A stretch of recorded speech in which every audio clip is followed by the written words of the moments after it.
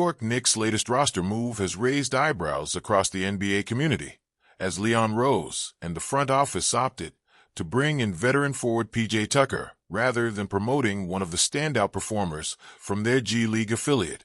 While many fans and analysts anticipated that the Knicks would reward one of their internal prospects with a contract, the decision to sign Tucker speaks volumes about the organization's priorities as they gear up for a crucial stretch of the season.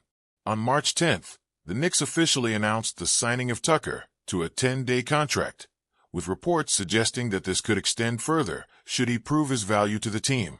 This move was not merely a matter of adding depth, but a calculated decision with significant financial and strategic implications. By structuring Tucker's deal in this manner, the Knicks ensure that they remain below the second apron, a crucial salary cap threshold that they are barred from crossing this season due to restrictions stemming from the Mikal Bridges trade. Essentially, this financial maneuvering allows them to maintain flexibility while still bolstering their roster with a seasoned veteran. Tucker brings a wealth of experience and a unique skill set that aligns perfectly with head coach Tom Thibodeau's philosophy. Though his career averages of 6.5 points, 5.5 rebounds, and 1.4 assists per game may not jump off the stat sheet, his impact extends far beyond raw numbers. A rugged, defensive-minded enforcer, Tucker embodies the kind of toughness that has long defined successful Knicks teams.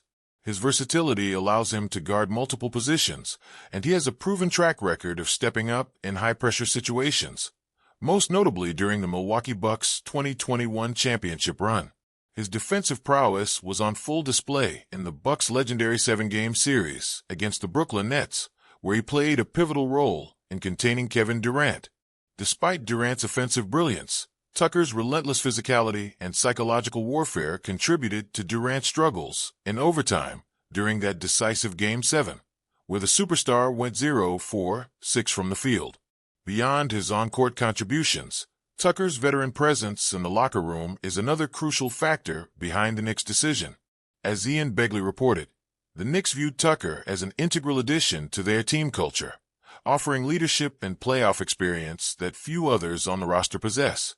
While the team already has veterans, none bring the championship pedigree and battle-tested mentality that Tucker provides. In a playoff race where every edge matters, the Knicks prioritized adding a player who understands what it takes to win at the highest level. Another significant reason behind this acquisition is the Knicks' ongoing search for an enforcer, a role that has been noticeably vacant on their roster. Tucker fits the mold perfectly. He thrives on physicality, is never afraid to mix it up with opponents, and has a reputation for getting under the skin of even the most elite players. His ability to hit timely corner threes, once a defining trait of his game, adds another dimension to his value.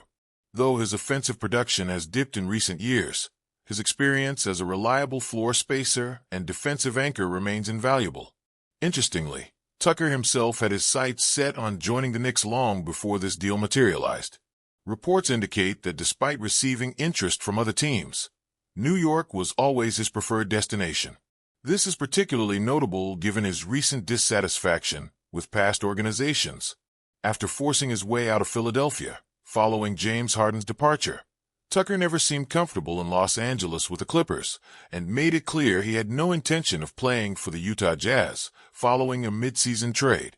Now, he finds himself in a situation where he believes he can contribute meaningfully to a legitimate contender. While some fans may have preferred the Knicks to sign a younger, high-upside player, such as Moses Brown or T.J. Warren, the front office ultimately prioritized experience and toughness. Brown, who has shown promise in limited NBA action, was long considered the frontrunner for a roster spot, yet the Knicks opted for Tucker's defensive intensity and leadership instead. There remains a possibility that New York could make additional moves before the season concludes, potentially waiving DeLon Wright to create room for another signing. But for now, Tucker appears to be the preferred option. As the Knicks prepare for the final stretch of the regular season and a potentially deep playoff run, the addition of Tucker signals a clear intent. They are doubling down on defensive grit, veteran leadership, and postseason experience. If Tucker can replicate the form that made him a vital cog in Milwaukee's championship team, this could prove to be a savvy move for a Knicks squad looking to make noise in the Eastern Conference. Whether or not this signing extends beyond the initial 10-day contract remains to be seen, but one thing is certain. PJ Tucker brings an edge that could prove invaluable as the Knicks chase their championship aspirations.